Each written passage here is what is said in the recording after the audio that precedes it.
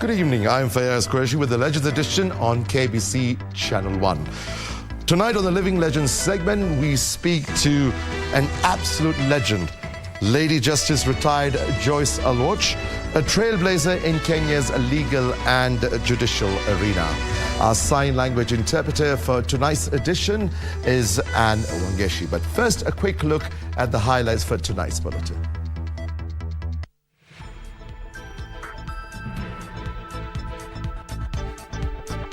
Ours is to have a fresh start of engaging and agreeing what we want the national government administration to do for the benefit of the people of Kenya. Remain apolitical. Deputy President Rigathi Gachagua challenges county commissioners as he outlines the government's development blueprint. Morning William Chepkut. Messages of condolences trickle in for the fallen former Ainabkoi lawmaker. And resumption of swimming. World governing body FINA sends team to assess situation of the sport in Kenya.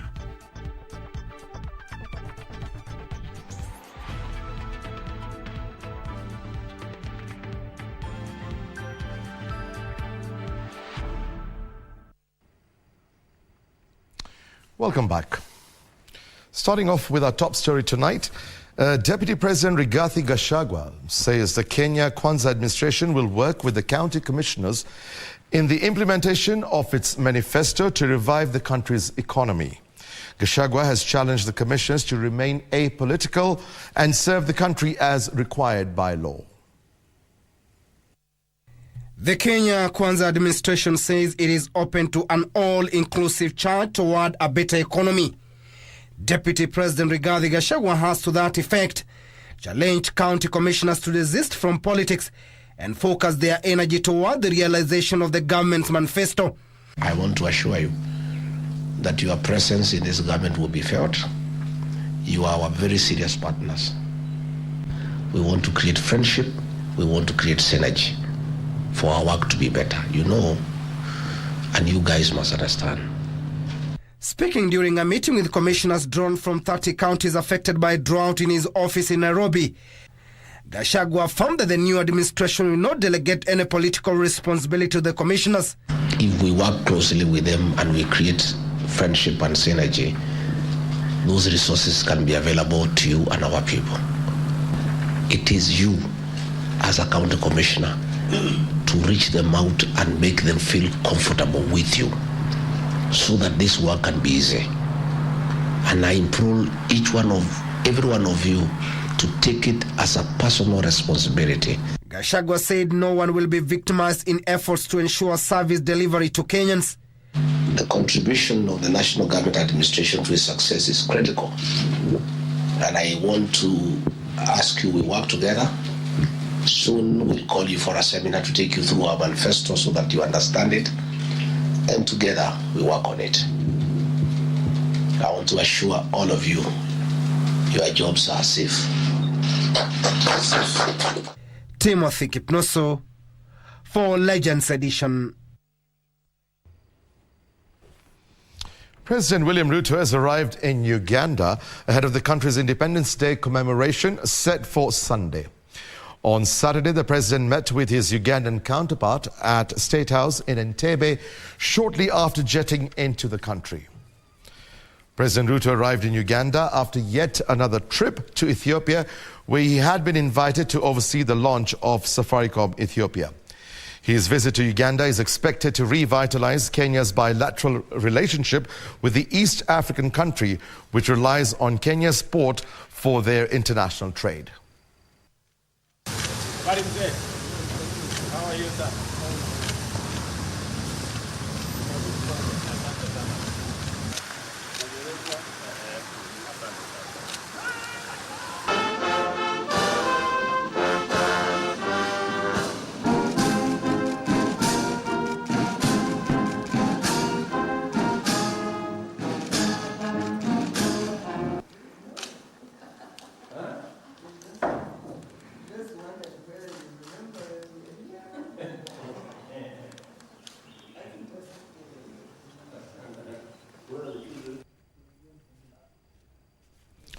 President William Ruto has sent a message of condolence to the family and friends of former Ainab Koi Member of Parliament, William Chepkut. In his message, the president described Chepkut as a down-to-earth and witty politician who served his people with dedication. Chepkut, who passed away on Saturday morning, served as the Ainab Koi MP from 2017 to 2022. It was at the burial of former Cabinet Secretary Nicholas Biwott in 2017 that William Chepkut shot to national fame. For years, he had worked as a personal assistant to the former powerful minister. And I thank God that He granted me the opportunity, the privilege to serve Him. And I served Him with the highest degree of military precision.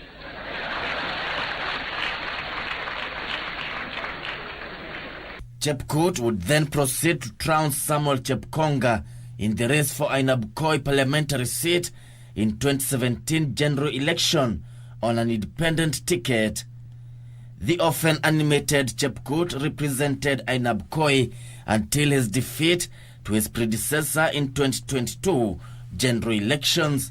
His Excellency, tunakusabai na kutoa kongole zetu kwako binafsi. Kwa sababu ulitujengea barabara ya Nairobi hadi Drive. Tunaomba kwa njia ya unyenyekevu sana utusaidie. The former lawmaker has not been seen public since August and is said to have been battling an illness for the last 2 years. Following his demise on Saturday, President William Ruto led the country in paying a glowing tribute to the man he described as a down-to-earth and witty politician. The president said Chepkut was an astute politician who was known for his humility and humor. From the time I've known my dad from a young age, he was always ambitious. He was a kind person and he was a humble servant of the people. If I look at my father, especially towards his later times, it was very sad and very grieving to see how he lived his last moments. It was very painful. It's not something with which anyone would want to have looked at. Chepkut ni mtu ambaye alikuwa anapenda watu. Chepkut akiwa na 10,000 anaweza kukupatia pakie bure. Akisikia mtoto ni mgonjwa atakusaidia. Akisikia kwamba rafiki fulani mtoto wake hajaenda shule, Chepkut, he could live himself. By the way, I've never seen a human being ambaye ana huruma, ambaye ana moyo wa kusaidia. We don't know the exact cause of death. This will be awaiting a postmortem maybe in the days to come. But I think for now we are grieving and we just want to make it public that yes, Chepkut has rested. The former lawmaker is said to have collapsed in his house and was rushed to hospital where he was pronounced dead. Yeshoki Washira, Legends Edition. A section of farmers in Voi Taita, Taveta County is a worried lot following the drying up of a river that watered most of the farms around it. The farmers have been enjoying a bumper harvest through irrigation from the waters of River Voi, but the depressed rains have rendered the seasoned stream lifeless and thus sealing the fate of many farmers in the area. Bakari Ali and Suleiman Eid are some of the farmers who have been relying on the waters of River Voi. They are harvesting some of the crops that they had planted a while back, but they are worried that this might be their last big harvest. Kama unavyoona, mimi ukulima ni kila kitu. Na hakuna kazi nzuri kama ukulima sababu ninapata pesa yangu ya kula na bado nitatoa chakula tu hapa shambani tena nitapeleka nyumbani. Most of the harvests from the farms around River Voi have been supplying groceries to the local market. The situation may however change as the river that farmers pumped water from has dried up. Changamoto zetu hapa kubwa ni mafuta. Pili ni maji. Kwa mfano sasa kama sasa hivi mafuta yamepanda, mafuta lita moja kama 200. Mteja atakuja kwa hiyo kiwango cha 200, mteja atakuja umuuzie kilo moja labda ya sukuma kwa shilingi 50 na ilikuwa yastahili iwe shilingi 80. Lakini vile vile itabidi tu muelewane umuuzie kulingana na changamoto vile za maisha ziko. Ni kwamba kusema kweli hii shamba inasaidia wakulima wale ambao pia wafanyabiashara wale wa chini. Manake sasa wakija hapa shambani wanapata vitu ni rahisi, mboga ya kienyeji wanapata kwa bei nafuu. Hata yule pia ambaye hana mapato makubwa pia anapata mboga sikio kwa rahisi, kwa bei nafuu, na pia matunda ni mengi tu. Na nilikuwa naona kwamba hawa watu wakipata usaidizi wa kuweza kushikwa mkono, wapate maji kwa wingi, hii shamba ina manufaa mazuri. Farmers may be forced to find other means to water their crops. Kiangazi kinaendelea, lakini tunashukuru hii shamba inasaidia, bado hakuna ukame vile, na ni kwamba hapa kukipata kama uchimbaji wa maji ama maji, kutakuwa na kuboresha zaidi haya mazao ya shamba hili. The Meteorological Department has warned of less than average rains in the short rain season that will affect agricultural production.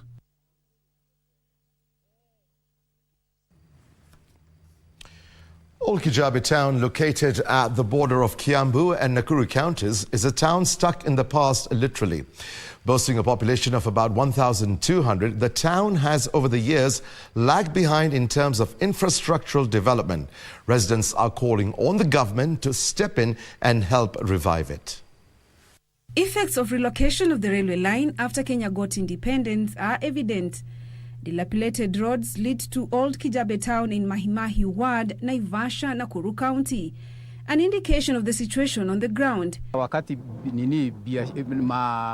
mareli ilingolewa hapa upande ya uchini ikapelekwa upande ya juu, sasa Wahindi sasa wakaondoka. Na kuondoka kwao ni sababu sasa hata mimi mwenyewe siwezi nikakaa pahali mimi sipati kitu ya kukula. Si lazima nitafute pahali pengine.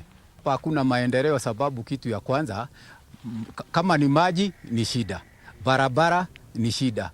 The town is situated in the middle of Kijabe Forest, bordering AIC Kijabe Hospital in Mahimahiu. Life is slow here. This old building, once owned by Indians, perhaps evidence of how busy it was. Watu waradu wakubali kutupatia title, mambo itakuwa mzuri. Mashule tumejenga mzuri, lakini hakuna iko na title. For years, Kijabe Old Town has grappled with effects of rural-urban migration.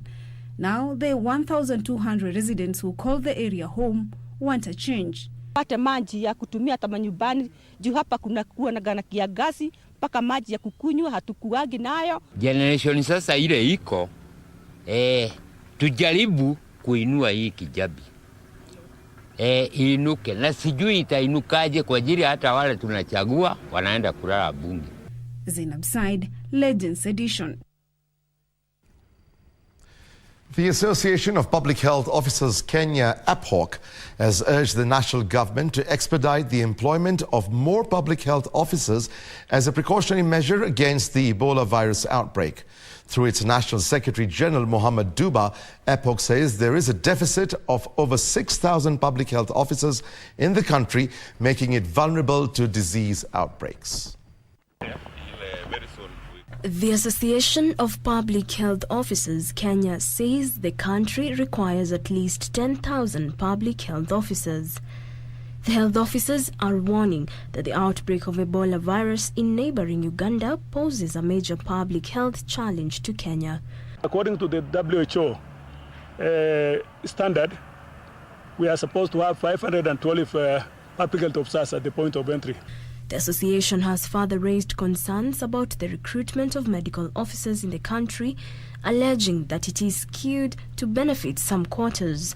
Even during the times of Ebola, the huge resources the government received, not even a single cent was received by the officers in terms of facilitation. We need really to put it exactly that public health in this republic has been taken for granted. So far, 44 cases of Ebola have been confirmed and 10 fatalities reported in Uganda since the outbreak, with 7 patients recovering from the disease. Jacqueline Masharia for Legends Edition.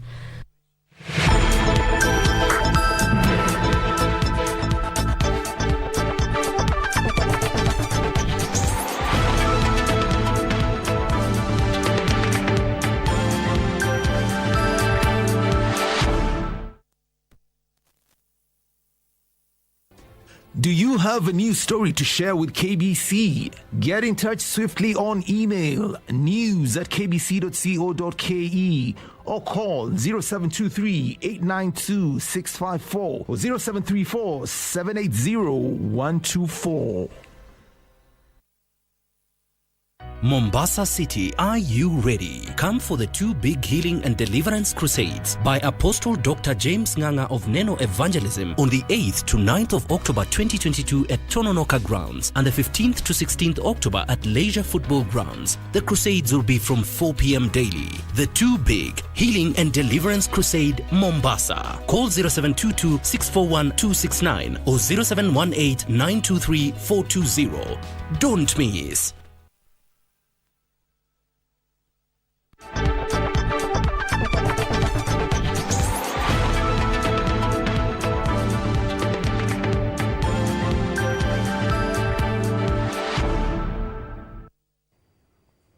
Welcome back.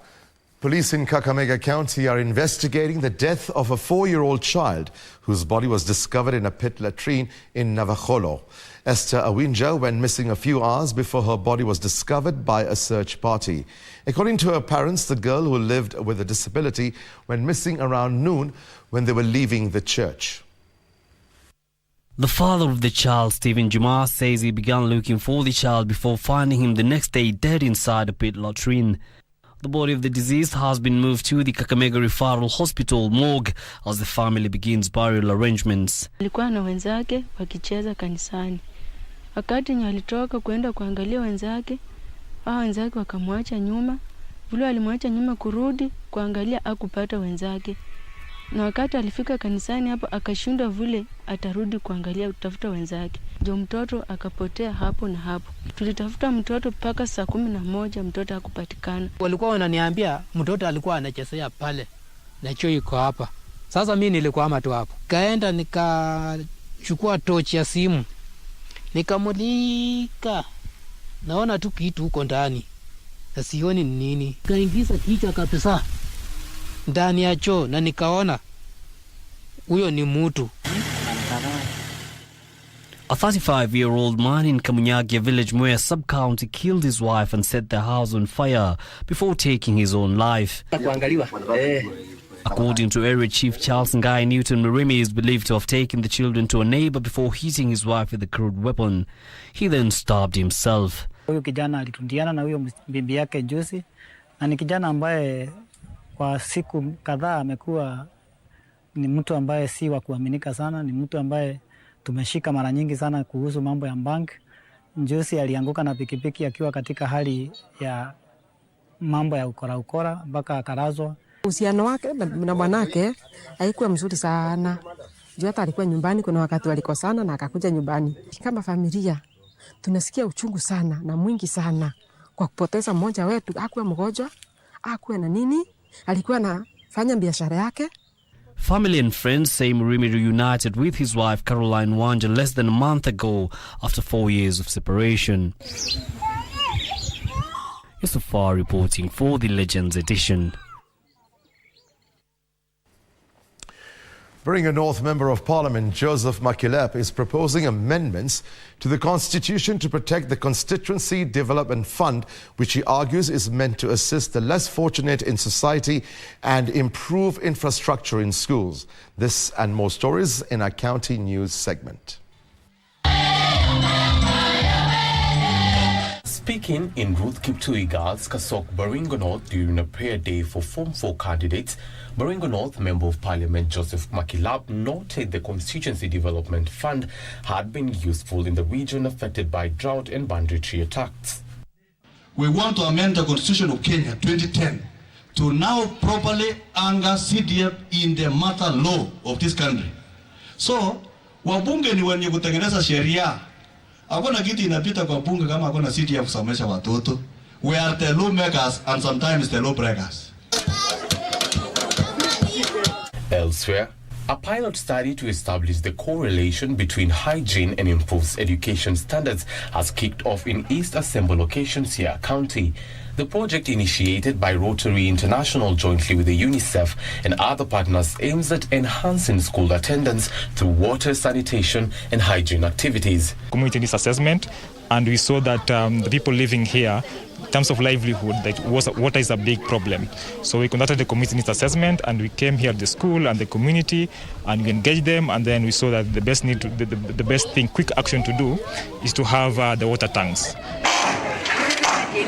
Elsewhere, a section of Kaugu estate residents in Nanyuki town is counting losses after their houses were demolished by the county government of Laikipia, despite a court order bearing the same.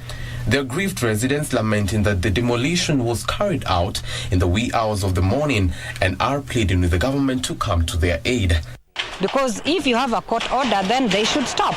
We go to court, we finish up, and then we start over again. So we don't know. As we speak, we don't know where we are going. So, but we still have to pack tusibomolewe na vitu vetu viharibiwe. In Trans Nzoia County, farmers affiliated to the Kiungani Coffee Growers Cooperative Society are celebrating the installation of new office bearers after a decade of leadership wrangles. The farmer noted the standoff had affected operations of the society, including coffee production. Na kwa vile tumefanya kazi ngumu na tuoni tunaendelea, bado tunarudi nyuma tu. Badala ya kuendelea ni kurudi nyuma. Kwa hivyo saa hii tumechaguliwa. In Nyandarua, Governor Dr. Kiari Badilisha has unveiled a list of 10 nominees to his cabinet, half of whom are women. The nominees, who include former Kinangop Member of Parliament Stephen Kinyanjui, former County Assembly Clerk Purity Kamuruchi was nominated to serve as a member of the County Public Service Board, while Joseph Gathure is the County Attorney nominee. They will be vetted by the County Assembly from Tuesday next week. The process of appointment of these members should be completed within 21 days.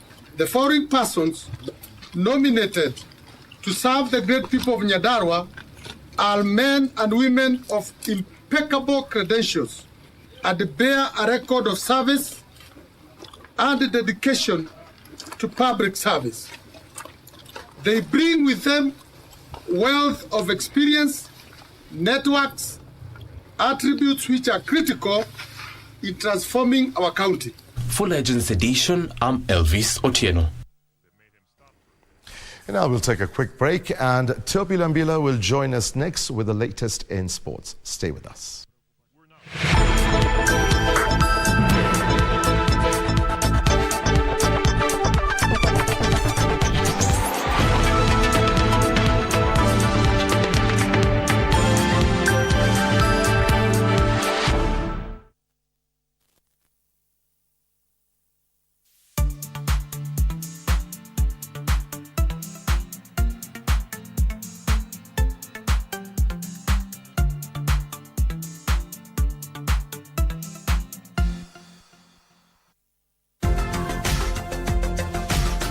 Did you know that over-the-counter drugs such as painkillers, if misused, can lead to addiction?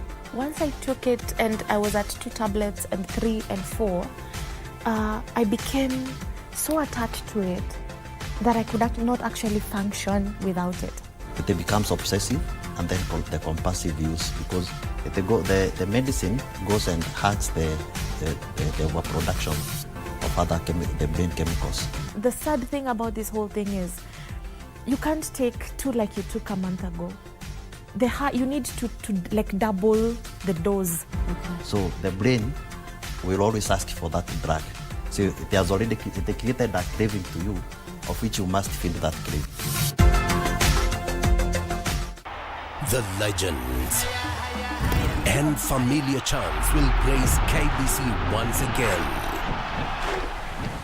Don't need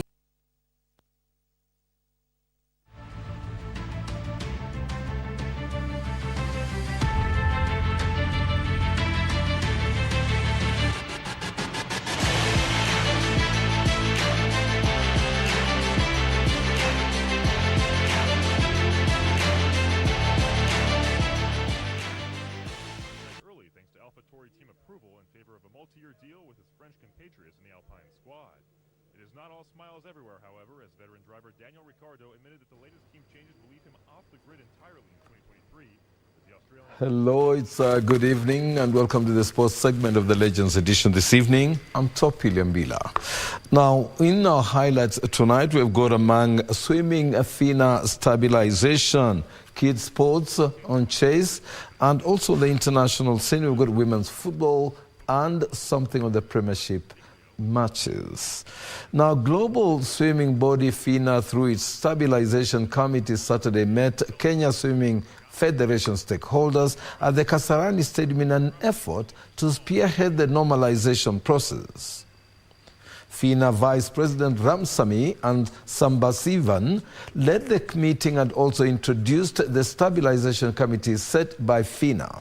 The committee members are Jace Naido from South Africa, NOC Secretary General Francis Mutuku, and Moses Mwase from Uganda. The mandate of the committee is to review and amend the members' statutes and also organize and conduct elections, among other duties.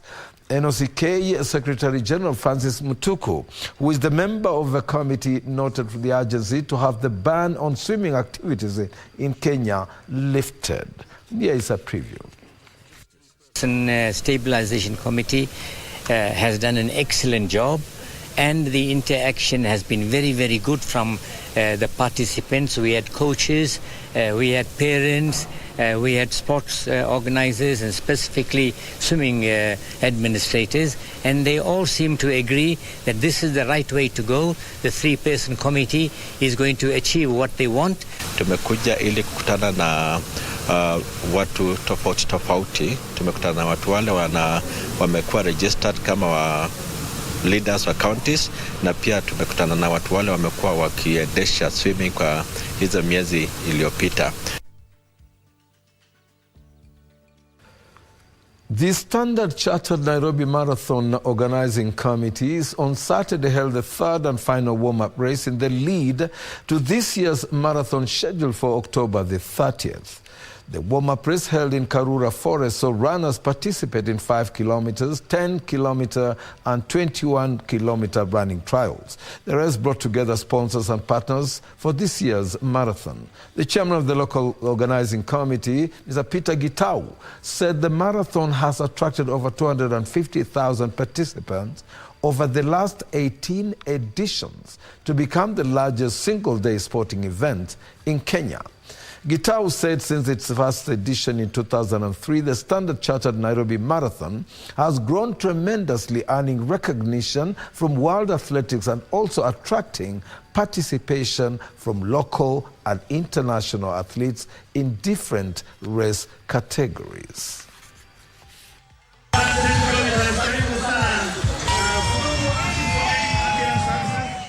Last year we did a lot of virtual runs. We are still doing the virtual marathon this year, between the 23rd and the 30th. And what we are aiming for is to increase participation outside of Nairobi. There was a lot of that last year, and not only within Kenya, but outside Kenya.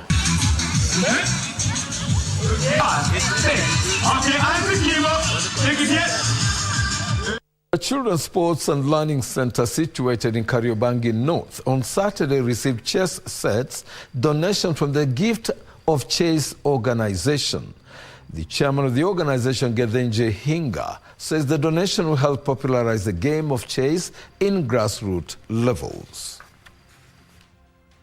Speaking while handing over the playing sets, Gift of Chess chairman Gethenje Hinga said the sport of chess is important since it broadens the mind of a child.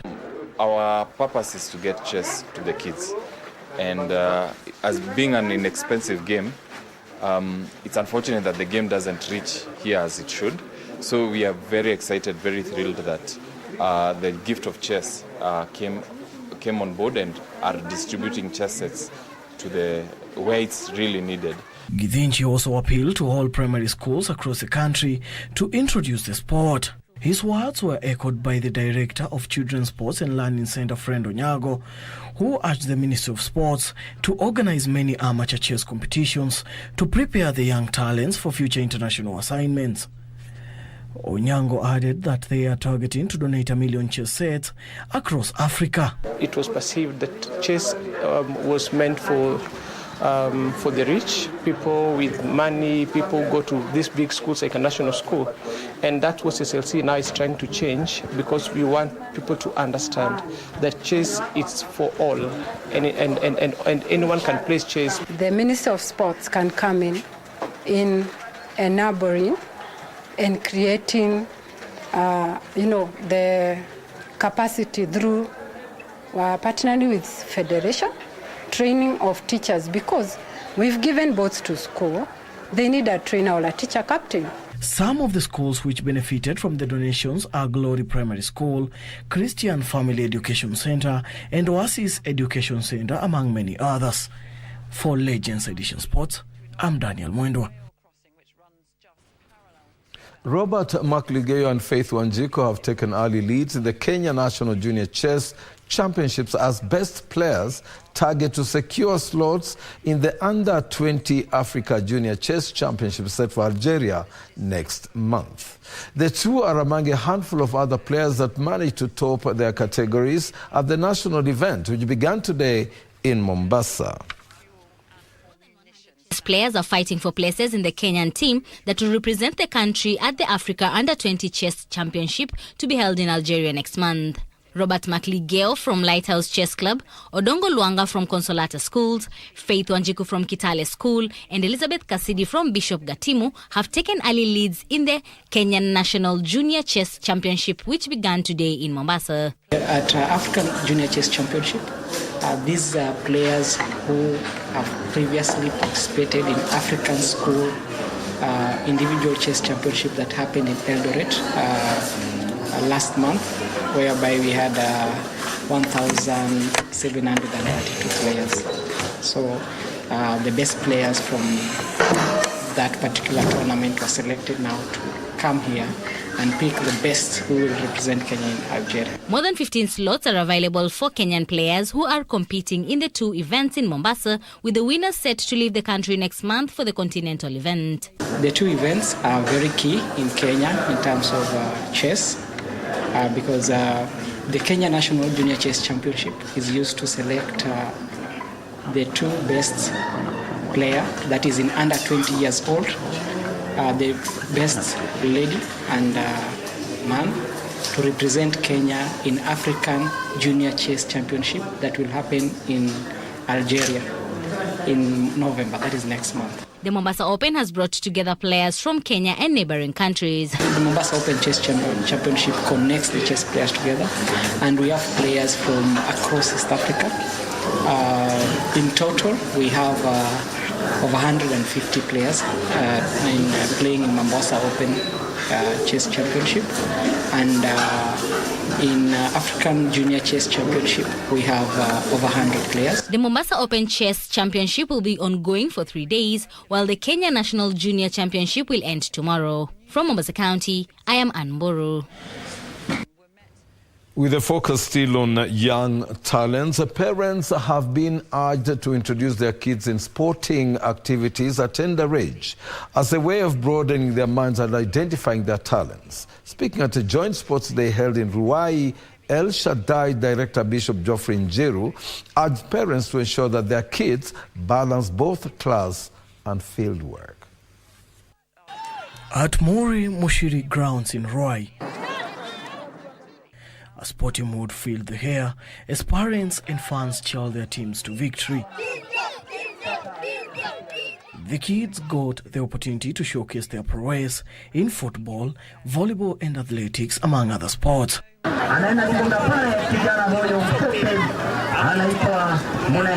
Teachers played a volleyball match against the parents, where the hosts emerged victorious with a 3-set win.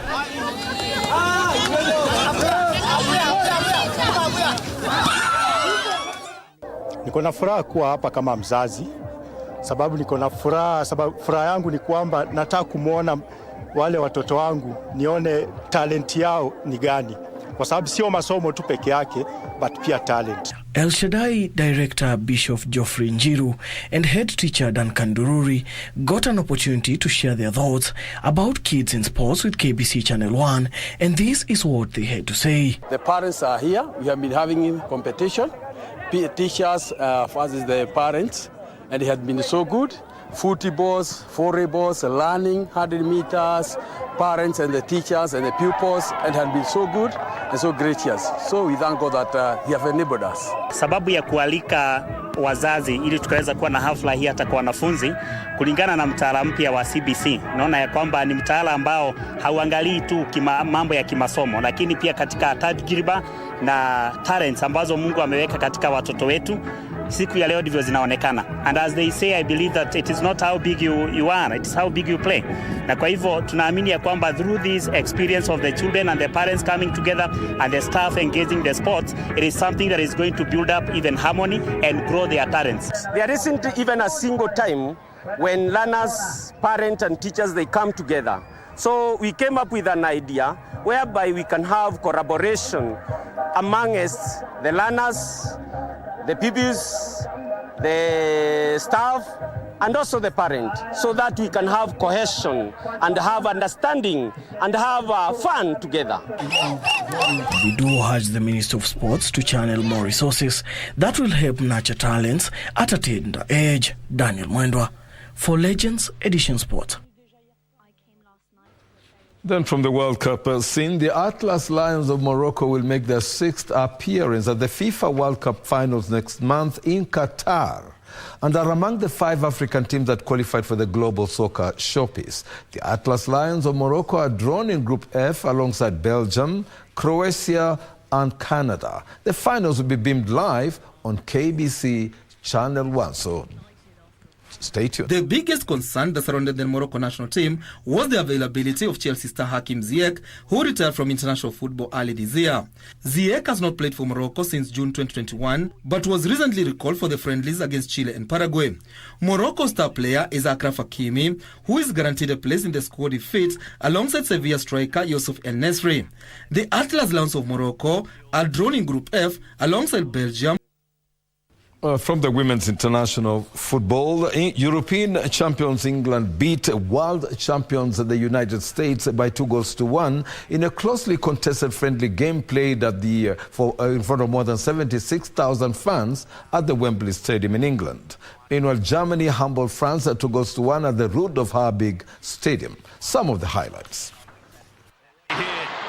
England registered a 2-1 win over world champions the United States for the first time since 2017 after Lauren Hem's goal gave Lionesses an early lead, and Georgia Stanway penalty secured victory for the European champions at Wembley Stadium. Here with Mead, Hemp driving forward, Hemp's in the middle, it's going to break to her, and she puts it away! Lauren Hemp! Oh, trouble here for England, and Sophia Smith. Meanwhile, Germany registered a comfortable 2-1 win over France at Rudolf Habig Stadium. And it's, well, guess who? Alexandra Pop with her. And Pop there again. It's a repeat of the semi-final. She's got her brace. In another match, Norway lost 4-1 to Brazil in a match played at Alval Stadium. From the motor racing scene, Max Verstappen is in the perfect position to clinch a second world title at the Japanese Grand Prix on Sunday after grabbing pole position at Suzuka. Ferrari's Charles Leclerc just missed out on beating Verstappen's earlier time with his final lap, but the Red Bull driver held on by 0.01 seconds. I've hoped for on a weekend when a win with the fastest lap will secure the world championship, regardless of what anyone ride practice was disrupted by persistent rain, only for a qualifying day to be a bone dry. Done just that. On Saturday was Sergio. And from the English Premiership, I know very many, of course, will be watching. Now, Erling Haaland scored his 20th goal for Manchester City as his side trons Southampton 4-0 to move to the top of the Premiership League. The 22-year-old Norway striker has taken only 13 games to reach that mark in all competitions, with struggling Saints the latest side to find out how hard it is to keep him or his teammates quiet. Let's take a few. For Mahrez, still,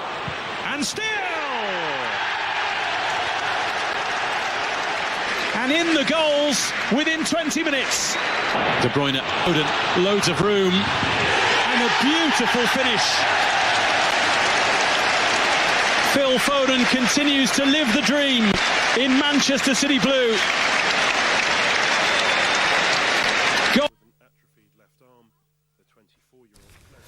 Now, fencing is a sport that is relatively gaining popularity in Kenya. It is a combat sport that involves fighting with a light, thin sword, where winning points are made through the weapon's contact with an opponent. The sport is slowly taking over the local scene and is now being taught in major international schools in the country. Let's have a look. Is a sport associated with 18th century knights and soldiers on horses who fought using swords. Fencing is a pole game with a 3-minute bout where one needs to garner 5 points, while the 5 minutes bout has 15 points and a point is given when your sword touches the opponent. The sport is suitably for children above 5 years who have special swords made of plastic. Adults use steel swords. Coaches usually have this, and this is the protector of the hand, this for the leg, and the jacket. So this for coaching. Go, go.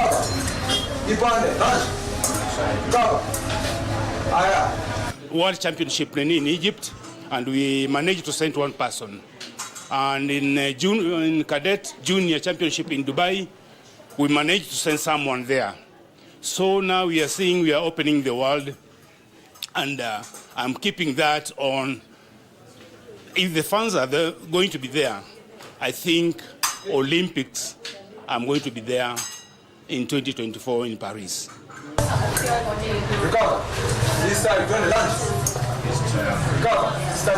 This is the hall where these kids aged 5 years and above are training the art of fencing with hopes that they're going to represent Kenya at all African Games come next year and also at the Olympics Games at Paris in 2024. This space here has been set aside and it hosts more than 40 people who come in different times trying to prove their prowess that they can make it here in the fencing art.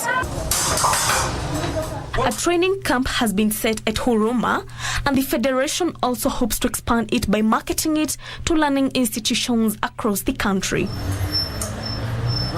Lazima ni represent Kenya, and even these kids, the reason story like we're engaging them because we want them like not to be like idle and all that. Tunataka ku engage in a way whereby tunawatoa to that mentality, all about crime, all about huku kids wanaanza prostitution even at a younger age. Go. I'm having 2 internationals, and if they can go back and tell you what they were doing, you can appreciate fencing have changed everything in this area. Okay, the reason nilikuja kufence is that huko nje kuna many temptation, but like nika wasichana waji-engage na bad companies, na ukikuja huku unakuwa busy because an idle mind is a devil workshop. So kikuwa like mlezi una kazi hivyo sitasema chende kwa best yangu nini anything can happen. Tena wasichana huku nje wengi wamepata mimba juu kukosa kazi ya kufanya. Sasa mimi niliona kuja fencing because itaniepusha na vitu mingi huku nje. These children are hoping that they're going to bring this sport, which has changed their lives in these areas. And the irony of it is that this art is practiced at the suburb areas, but it has been brought to these areas to try and bring these children who do not want to get involved in diverse ways of living and at least get into the right way of living by practicing these sports. Nora Mwangi for Legends Edition.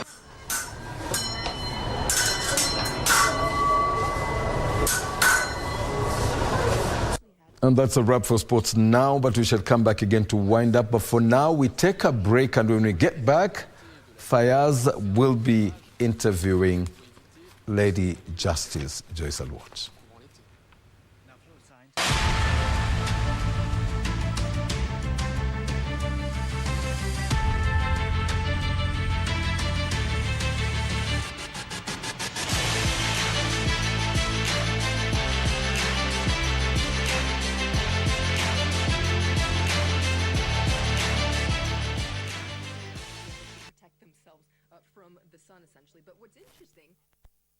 To get Change Your Thinking Skizatune, dial *811*961#. When you change the quality of your thinking, you change the quality of your life. Sometimes instantly, just as positive words can make someone calm, smile or laugh, your thoughts will react to the world in real time. So, change the quality of your thinking. Dial star 811 star 961 hash. Star 811 star 961 hash. The world's biggest sporting event is here with us. The FIFA World Cup 2022 in Qatar. KBC Television will air live 28 selected matches, while radio will beam live all the 64 matches. We would like to bring to the attention of the public that KBC is the only station that has exclusive 2022 FIFA World Cup free-to-air FTA broadcast rights for both TV and radio in the Kenya territory, and no other media outlet. Therefore, catch all the FIFA World Cup action live and exclusive on KBC TV and radio. KBC is indeed your true sports partner.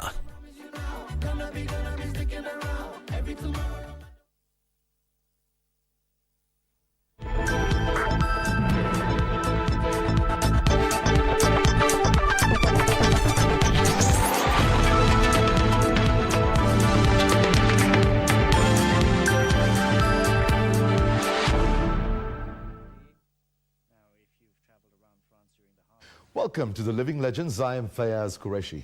In this edition of The Living Legends, we speak to a Kenyan who was in an association of two people for 10 years.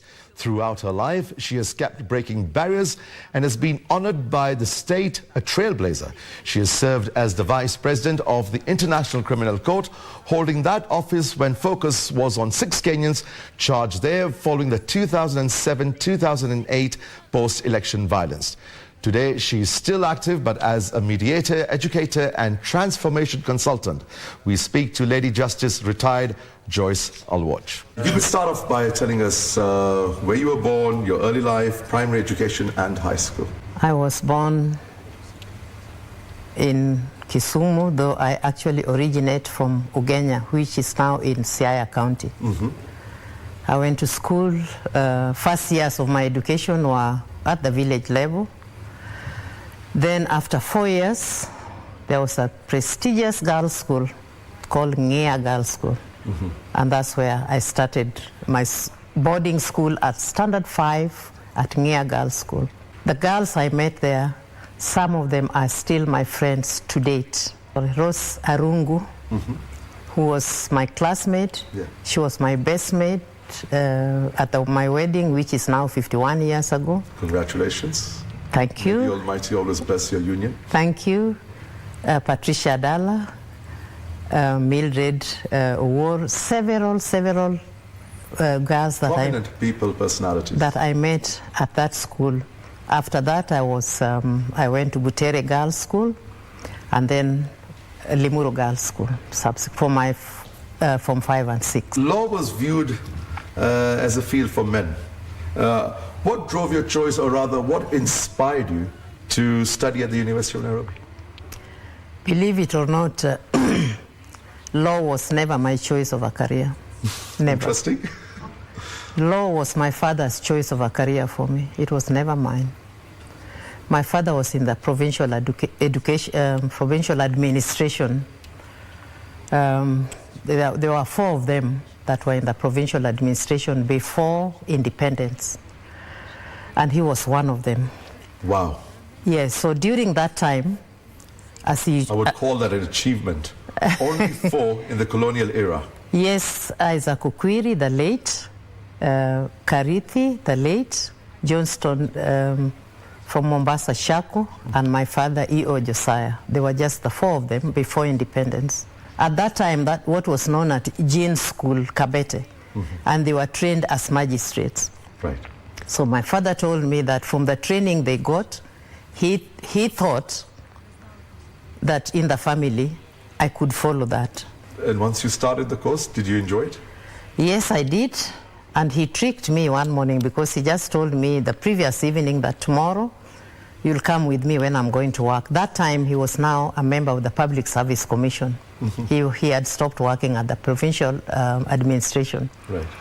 He didn't tell me where we are we would be going, and those were days you didn't ask your father, you didn't ask your parent questions. Definitely. Today, even my grandson or they ask me every question, but those were the days. That's very true. So I got into the car with him. I saw him branch. There used to be a sign on Gong Road, Kenya School of Law. We branched there. We walked into the office. The principal was Tudor Jackson. He got in and he told Tudor Jackson, this is my daughter and I want her to become a lawyer. That is the process that ended in me being a lawyer. What made you pick this path rather than private practice? When I completed the University of Nairobi and then a Kenya School of Law, at that time, if I remember, most of the magistrates and judges were from the Commonwealth. Great Britain, India, Pakistan, name it. And I think there was a need to Kenyanize the bench. So they started looking for those who had qualified and completed Kenya School of Law to join the bench, and we were joining at the lowest level possible. I wasn't aware of this fact. Yeah, it was described as district magistrate. We really did need to Kenyanize it at that point in time. Yeah, I think so. So several of us we were invited for an interview, and the interview was for District Magistrate Grade 2, DM2. And here you have got your degree, law degree, Kenya School of Law, and you are joining the bench at the lowest level possible. I think there was extreme dedication on your part, because obviously, government job, private practice brings in more money. So I must commend you for that decision. Yeah, that was the decision I made, that I wanted to get into magistracy. In 1983, after rising through the ranks, you were appointed as judge of the High Court. Yes. Obviously, you were the second woman to take up that position after Lady Justice Effie Award. Yes, that's true. Who was appointed a couple of years earlier. Yes, that's true. Tell us about this progression. We worked hard. Right. And being only two women, we gave it our best. And as I said, most of the judges were from the Commonwealth. Two women surrounded by men. You may describe it so.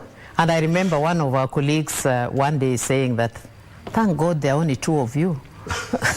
Well, so we didn't realize we were so strong. If there were more, we would be in trouble. We didn't realize we were so strong, but we gave it our best. And we wanted to, we were role modeling. We realized there are only two of us, and yet there are so many other women. So if we are the ones who are here first, she was there first, and I joined her. In fact, somehow, I used to read about her cases, and that's one of the reasons that also inspired me. Over the years, you have progressed to a fabulous level. And I say it again, thanks to you and Lady Justice Effie Award. Thank you. Yeah, it's true. You set the platform and then inspired the rest. We hope we did. You definitely did. Yeah. While on the bench, there are three areas that you have made significant contributions to. Arbitration, where you are now involved. And before I move further, you can tell us a little bit more about what's your role in Sudan right now, in southern Sudan. Yes. From about July this year, from about June, July, I think IGAD was headhunting for people who could reform the judiciary of South Sudan. That's how I got involved in this program. I was literally headhunted by IGAD. And they did that, at least they wanted two judges, and they got me, and they also got Judge Ogola from Uganda. So we are two judges who are from this region, who are both retired, and are doing work in South Sudan, reforming the judiciary as per the revitalized agreement that brought peace in South Sudan. Right. One component of it was a reformed judiciary in South Sudan. And that's the work we are doing now, reforming the judiciary of South Sudan. We are not starting from scratch, but they themselves, the different forces in in the different parties in South Sudan. They wanted their judiciary reformed, and that's the work we are doing. They gave us 10 lawyers, 5 from the government, 5 from the opposition to work with.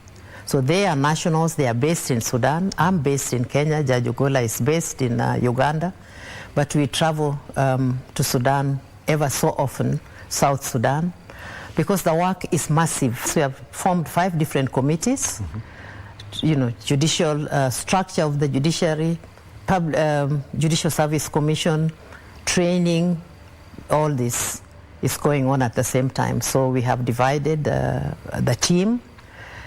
And once we finish public participation in Juba, we are going to go to the states. Here I would be saying we are going to the counties, but in South Sudan, there are states. Tell us about this division that is still seen as the divorce court and on sexual offenses.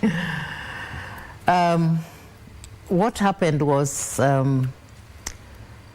what concerned me was that family matters were always listed in the afternoon. I don't know for what reason. So I didn't think this was a good idea. And over and above that, then there was a period of HIV and AIDS. Father, husband, wife died, children remained, some never going back to school because of, who was going to pay school fees. Or some of them, the parents had money, but how were they going to access this money? A very sad reality. Very. So suddenly the issue of letters of administration. They would say, people would say, go to the court, get that document. The banks would tell them, get that document if you are the guardian. So all these factors made me approach the Chief Justice of the day, and I told the Chief Justice, we have the criminal division, we have the civil division, the commercial division had just been established, and I told the Chief Justice, we need a family division. What about sexual offenses? How do you reform that area? First of all, the Sexual Offences Act was passed in Parliament, and the current Supreme Court Judge, Njoki Ndungu, she spearheaded that in Parliament. Right. Yeah, and it was passed, and it was now an Act of Parliament. And then I was given that a task force was formed, and I was asked to chair that task force. Yeah, yes. To chair that task force. The initial, in fact, I stopped chairing the task force when I was elected a judge a judge of the International Criminal Court. That's when I stopped. Yeah. And this was, trying to understand what this act was all about, right, and trying to, to make Kenyans understand. We have this Sexual Offences Act. These are the provisions. These are the, just trying to make it work. Yeah. Yeah. I started on. I did that quite a bit, and I had to stop because I was going to another jurisdiction. How has the current process changed how judges get appointed to the upper courts? There is definitely a big change, and I like what's happening now. Positions, when they are vacant, they are advertised. People apply, judges apply, they are advertised, and they are interviewed. During my time, like me, for example, I was informed a day or two before that you'll be going to the State House on such and such a day to be sworn in as a Court of Appeal judge. It wasn't as transparent as it is now. Now, in 2009, you were elected to the International Criminal Court. Tell us about the process of joining the bench at the ICC. I was nominated by the Kenya government. Then you go to run for elections. All these international courts, judges join them through elections, and elections are conducted in New York at the General Assembly. Our elections were conducted General Assembly of States Parties in New York. But first of all, you have to be nominated, and nomination is by your country. So the Kenya government nominated me to run for this position. Okay. Fortunately, I was successful because that year alone, from Africa, we were 22 candidates. 2018 is, till 2018, you were there for 9 years, right? Yeah. In service. Yes, please. And you were vice president of the court. What are the lessons gained? But when I left the judiciary of Kenya and I joined the ICC, I'd never really I'd never really used my computer to do court work, no, because we were writing. As witnesses gave evidence, we took it down in longhand. Right. At that time, I doubt whether any judges were using computers. But at the International Criminal Court, it's highly computerized.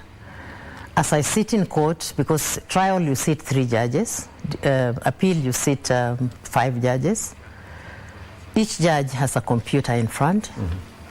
There is simultaneous translation, and that's going on all the time.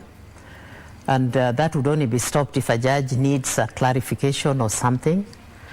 And that was something that I was handling for the first time.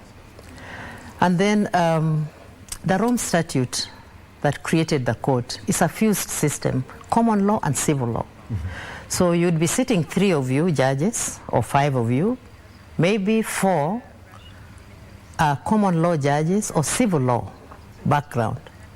That was something also that was new to me, because the common law and the civil law system, judges tend to question witnesses as if they are the prosecution too much. That's not a system in the common law.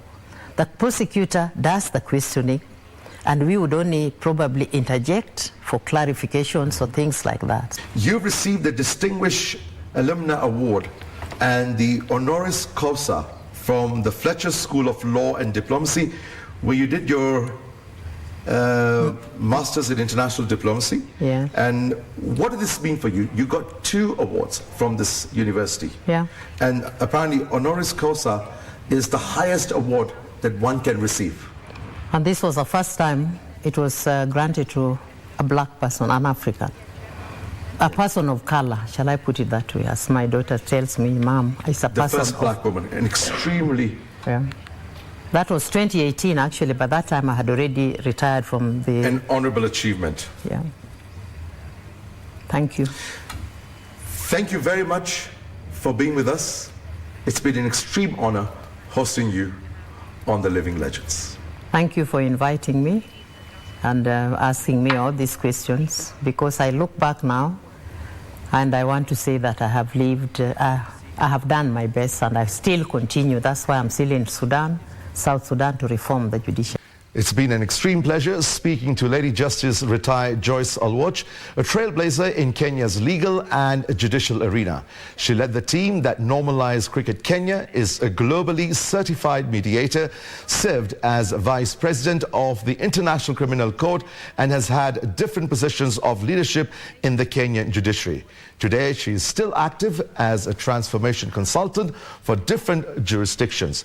Thank you, Lady Justice, and thank you for watching this episode of The Living Legends. I am Fayyaz Qureishi.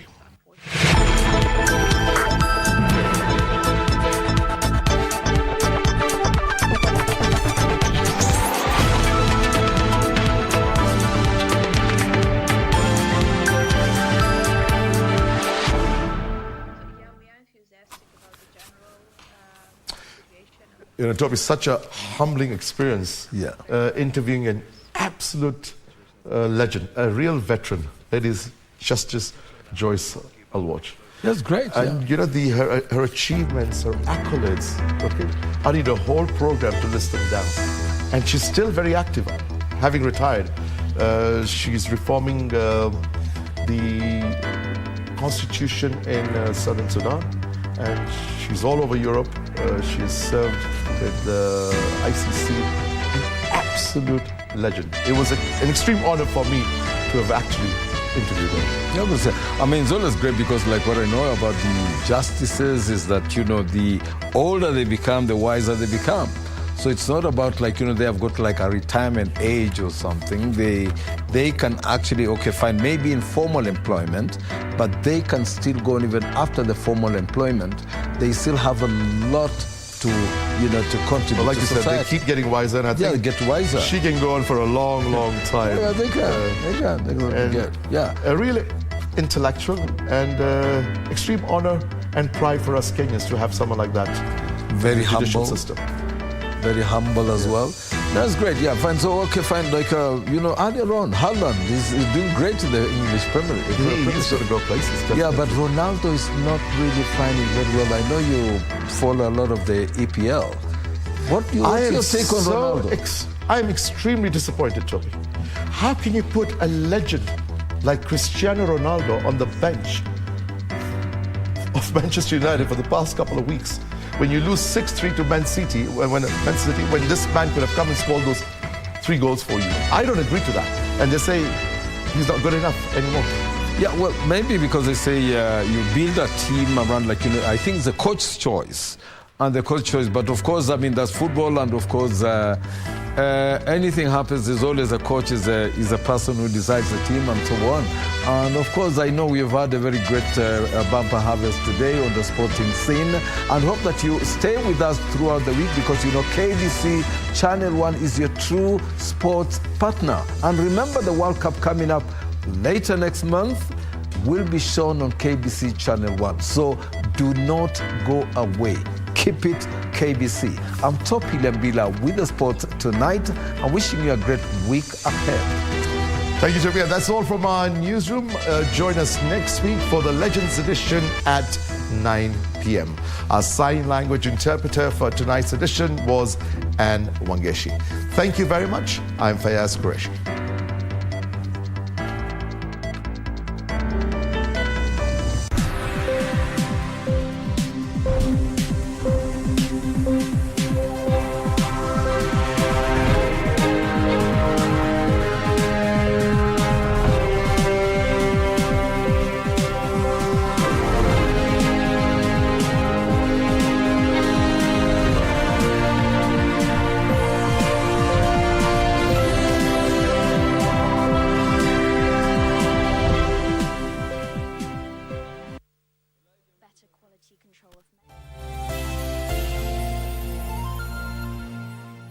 If you are a holder of any unclaimed financial assets, surrender all unclaimed financial assets in your possession to the Unclaimed Financial Assets Authority, UFAA, today without having to pay interest or penalties. Take advantage of the Finance Act 2022 moratorium on penalties and interests.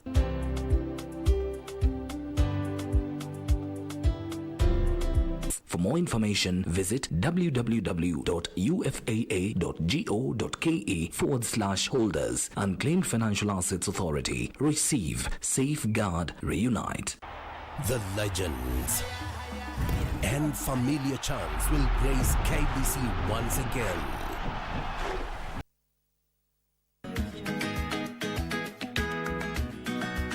Yani wazee wanazikuta. Yani siko sisi wawili hapa, lakini huwezi kujua nani yuko kule nje. Mimi simo. Una uwezekano kumaliza kabisa. Wanagaba. Wewe unajua kazi zangu mimi sibatishi. Sawa, nimekusikia na nimekuelewa, lakini ninachoomba sio kwa wewe uje. Mimi ndio ninayetaka ile makaratasi, nitakuja mimi. Sisi tuko tayari kusaidia. Maana kile nikiangalia na nikipima, haya mambo ni yale yale ya ufisadi na kitu kama hicho. Kutoka wakati wewe ulipoondoka, je, umekuwa na mawasiliano yoyote na bwana Deputy Governor?